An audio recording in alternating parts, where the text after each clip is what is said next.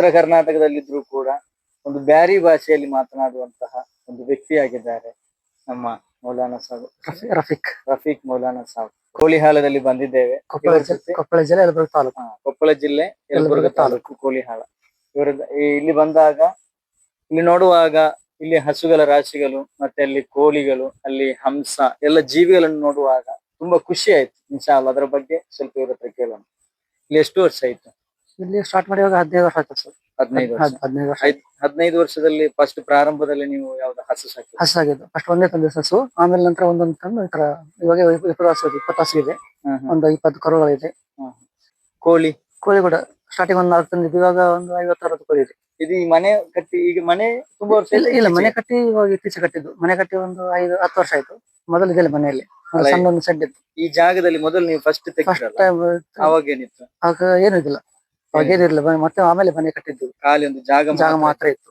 ಹೌದು, ಆ ಜಾಗ ತೆಗೆದು ಆಮೇಲೆ ನಿಮ್ದೊಂದು ಪ್ಲಾನ್ ಮಾಡಿದ್ದು. ಒಂದು ಹಸು ಆಮೇಲೆ ಹೌದು, ಹಿಂಗಾಯ್ತು. ಈಗ ಪಾರಿವಾಳ ಕೂಡ ಇದೆ, ಪಾರಿವಾಳ ಇದೆ, ಹಂಸ ಇದೆ, ಕೋಳಿ ಇದೆ. ಈಗ ನಿಮ್ದೊಂದು ಜಾಯಿಂಟ್ ಫ್ಯಾಮಿಲಿ ಎಲ್ಲ ಜಾಯಿಂಟ್ ಫ್ಯಾಮಿಲಿ.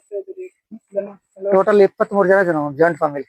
ಟೋಟಲ್ 23 ಜನ ನೀವೆಲ್ಲ? ಹೌದು, ಅಣ್ಣ ಮತ್ತೆ ನಾವು ಮತ್ತೆ ನಮ್ಮ ಅಣ್ಣ, ಅಣ್ಣನ ಮಕ್ಕಳು, ತಮ್ಮನ ಮಕ್ಕಳು, ನಮ್ಮ ಮಕ್ಕಳು ಎಲ್ಲ ಟೋಟಲ್ ಸೇರಿ 23 ಜನ ಇದೆ. ಈ 23 ಜನ ಇದ್ದಾರಲ್ಲ, ಇವ್ರ ಮನೆ 2 ಮನೆ ಇಲ್ಲಿದೆ, ಒಂದು ಮನೆ ಊರಲ್ಲಿ ಹೊರಗಡೆ.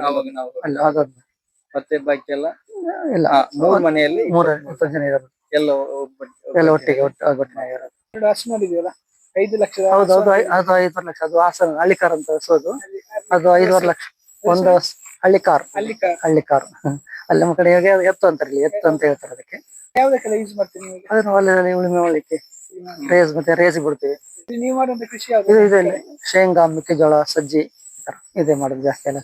ಈಗ ನೀವು ಇದು ಕೃಷಿ ಹಾಕಿಲ್ಲ ಅಂತಾನ ಹಾಕುದೇ ಇಲ್ಲ? ಇಲ್ಲ, ಹಾಕ್ಬೇಕು. ಇವಾಗ ಮಳೆ ಸ್ಟಾರ್ಟ್ ಅಂತ ಹಾಕುದು. ಇವಾಗ ಇನ್ನೊಂದು ಸ್ವಲ್ಪ ಬಿಸಿಲಲ್ಲಿ ಇದಾಗಬೇಕಲ್ಲ, ಆಮೇಲೆ ಮಳೆ ಅಂತ ಜೋಳ, ಸಜ್ಜೆ, ಶೇಂಗಾ. ಇವಾಗ ಜಸ್ಟ್ ಶೇಂಗಾ ಹಾಕಿದ್ದೇವೆ ಇವಾಗ. ನೀವು ಜಾಯಿಂಟ್ ಫ್ಯಾಮಿಲಿ ಅಂತ ಹೇಳಿದ್ರಲ್ಲ, ನೀವು ಒಂದು 2-3 ಅಣ್ಣ ತಮ್ಮಂದಿರಿದ್ದೀರಿ. ಹೌದೌದು. ಇದು ಹೇಗೆ ಬಿಸಿನೆಸ್ ಲಾಭ ಯಾವ ರೀತಿ ನೋಡೋದು? ಇದೆ, ಒಂದು ಲೀಟರ್ಗೆ ಹಾಲಿಗೆ 50 ರೂಪಾಯಿ ಸಿಗ್ತದೆ ನಮಗೆ. ಡೈಲಿ ನಮಗೆ 200 ಲೀಟರ್ ಹಾಲು ಆಗ್ತದೆ.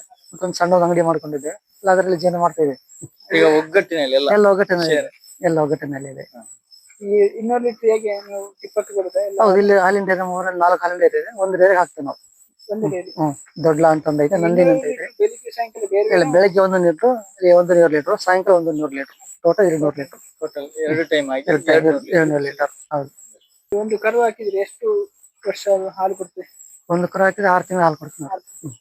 6 ತಿಂಗಳು ಕರು ಹಾಕ್ಬೇಕಾದ್ರೆ ಎಷ್ಟು ವರ್ಷ? ನೆಕ್ಸ್ಟ್ ಕರು ಒಂದು ವರ್ಷ ಕರು ಹಾಕ್ಲಿಕ್ಕೆ, ಒಂದು 9 ತಿಂಗಳು. ಈಗ ನಿಮ್ಗೆ 6 ತಿಂಗಳು ಕೊಡುತ್ತಲ್ಲ, 6 ತಿಂಗಳು ಕೊಟ್ಟಾದ್ಮೇಲೆ ನೆಕ್ಸ್ಟ್ 6 ತಿಂಗಳು ತನಕ ಕೊಡುದಿಲ್ಲ, ಮತ್ತೆ ವಾಪಸ್ ಫ್ರೀ ಬಿಡುತ್ತೆ. ವಾಪಸ್ ಕರಾದ ನಂತರ ವಾಪಸ್ ಹಾಕುದು. 1 ವರ್ಷ ಗ್ಯಾಪ್ ಬೇಕು. 1 ವರ್ಷ ಗ್ಯಾಪ್. 9 ತಿಂಗಳು. 9 ತಿಂಗಳು ಅಂದ್ರೆ ಒಂದು 6 ತಿಂಗಳವರೆಗೆ ಹಾಲು ಕೊಡ್ತಾ ಇದ್ದದ್ದು. ಆಮೇಲೆ ನೆಕ್ಸ್ಟ್ 3 ತಿಂಗಳು ಸ್ಟಾಪ್ ಮಾಡ್ತೇವೆ ಹಾಲು ಕೊಡೋದು. ಸ್ಟಾಪ್ ಮಾಡಬೇಕು. ಈಗ ಫುಡ್ ಎಲ್ಲ ಮೆಕ್ಕೆಜೋಳದ ಮತ್ತೆ ಫುಡ್ ಅಂತ ಒಂದು ಇದು ಬರ್ತದೆ ಅಲ್ಲಿ, ನೀವು ನೋಡಿರ್ಲ ಗೊತ್ತಿಲ್ಲ, ಡ್ರಮ್ ಅಲ್ಲಿ.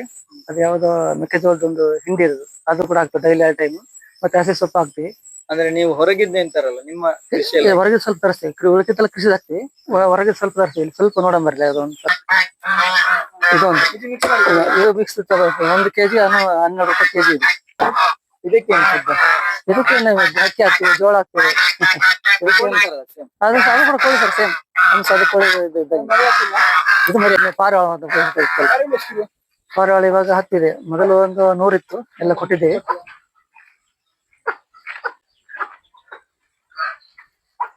ನೀವು ಮಂಗಳೂರಲ್ಲಿ ಎಷ್ಟು ವರ್ಷ ಇದ್ರಿ ಅಂತ ಹೇಳಿ? ಮೂರಲ್ಲಿ 10 ವರ್ಷ ಬಂಟ್ವಾಳದಲ್ಲಿ ಇದ್ದೀನಿ. ಬಂಟ್ವಾಳದಲ್ಲ 10 ವರ್ಷ. ಆಮೇಲೆ ಮತ್ತೆ ಈ ಕಡೆ ಬಂದು ಈ ಕಡೆ ಮತ್ತೆ ಮದುವೆ ಆಯ್ತು. ಮದುವೆ ಆಗಿ ಇಲ್ಲಿ ಸೆಟ್ ಆಗಿದ್ವಿ ನಾವು. ಅಲ್ಲಿದ್ದಾಗ ಏನ್ ಮದುವೆ ಆಗಿದ್ದಿಲ್ಲ? ಇಲ್ಲ, ಸ್ವಸ್ಥ ಇದಿಲ್ಲ. ಇದು ರೇಸಿಂಗ್ ಪಾರಿವಾಳ.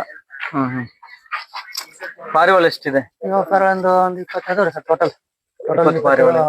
ಹೊರಗಡೆ ಆಗಲ್ಲ, ಬಾಳ ಇದ್ವೆಲ್ಲ ಕೊಟ್ಟಿದ್ದೇವೆ. ಇದು ಜೋಡಿ 5,000, 10,000 ಈ ತರ ಬೇರೆ ಅಣ್ಣನ ಮಗ ಇದೆಲ್ಲ ನೋಡುದ ಅಲ್ಲ. ಇದೆಲ್ಲ ಬಂಡಿ ಎಲ್ಲ ಮನೆ ತರದು, ಮನೆಗೆ ಸಾಮಾನು ತರೋದು, ಸೊಪ್ಪೆ ಎಲ್ಲ ತರೋದು. ಇವಾಗಲೂ ಯೂಸ್ ಆಗುತ್ತೆ. ಸ್ವಲ್ಪ ಹೊಲ ಬೇರೆ ಸ್ವಲ್ಪ ಆ ಕಡೆ ಐತೆ, ಅಲ್ಲಿಂದ ತರ್ಬೇಕಲ್ಲ, ಸ್ವಲ್ಪ ಯೂಸ್ ಆಗುತ್ತೆ.